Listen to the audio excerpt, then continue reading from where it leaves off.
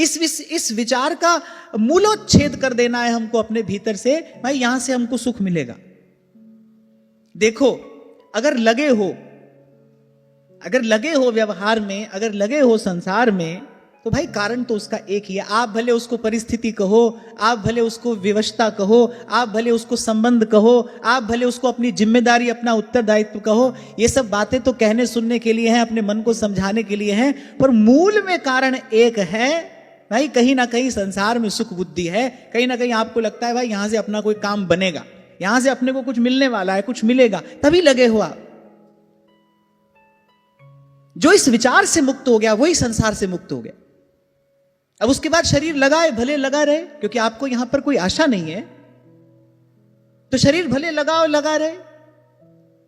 जिससे आपकी आशा समाप्त हो जाती है ना, आप अपने व्यवहार में देखो, जिस संबंध में एक्सपेक्टेशन खत्म हो जाती है, जिस संबंध में आपकी आशा समाप्त हो जाती है, फिर उसके व्यवहार का अनुकूल या प्रतिकूल कोई प्रभाव नहीं पड़ता। किसी के व्यवहार का, वो भला हो या बुरा हो, किसी परिस्थिति का अनुकूल हो प्रतिकूल हो, उसका प्रभाव आप पर कब तक पड़ता है? जब तक आपको उससे कुछ आशा है। जैसे आपकी आशा समाप्त होती है, ये बड़ा विचित्र खेल है, जैसे ही मन की आशा समाप्त होती है मन मुक्त हो जाता है। इसीलिए हमारे यहां शास्त्र कहते हैं नैराश्यम परमम सुखम, आशा ही परमम दुखम। बोले आशा ही परम दुख है, निराशा ही परम सुख है।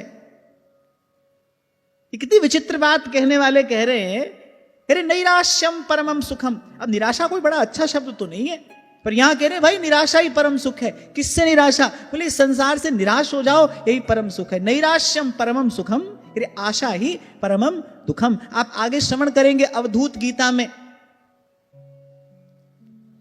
भगवान श्री दत्तात्रेय के 24 गुरुओं में एक वो वारांगना भी उनकी गुरु हुई ना।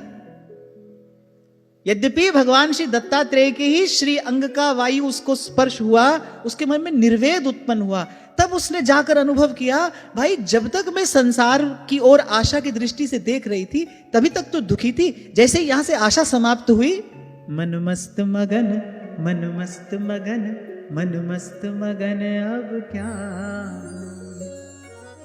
तो आप भले उसको कहते रहो भाई अभी हमारी जिम्मेदारी है, अभी तो ये हमारा कर्तव्य है, हम परिवार में रहते हैं तो व्यवहार है तो करना ही पड़ेगा। आप भले ये सब कहते रहो, पर उसका मूल में कारण एक ही है, कहीं ना कहीं सुख बुद्धि है।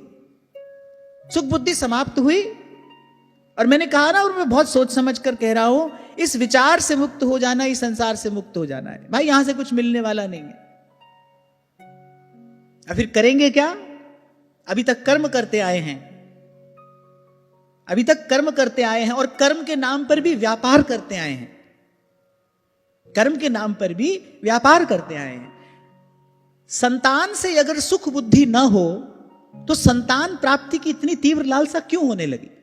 व्यक्ति को लगता है ना भाई बालक हमारी सेवा करेगा, हमारे घर आंगन में खेलेगा, बड़ा होगा फिर हमारी सेवा करेगा और मरने के बाद हमारा उद्धार करेगा। इतनी सब आशाएं तो बालक से हैं, तभी तो व्यक्ति संतान के लिए फड़फड़ाता है, यहां वहां कहां कहां जाने माथा रगड़ता है।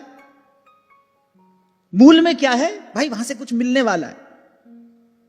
ये विचार थोड़ा कठोर है, पर ये सत्य है, the bitter truth of this material world. ये कटु सत्य है, कठोर सत्य है, पर सत्य है, और इसको इससे अधिक और सुंदर शब्दों में नहीं कहा जा सकता कि आप किसी से नहीं बंधे, आप केवल अपने सुख की आशा से बंधे हैं। और यदि हम ही केवल अपने सुख की आशा से बंधे हैं तो कोई हमसे निष्काम कैसे बंधेगा? जो भी हमसे बंधेगा वो भी अपने सुख की आशा से बंधेगा। इसीलिए तो यहां के संबंध जर्जर हो जाते हैं।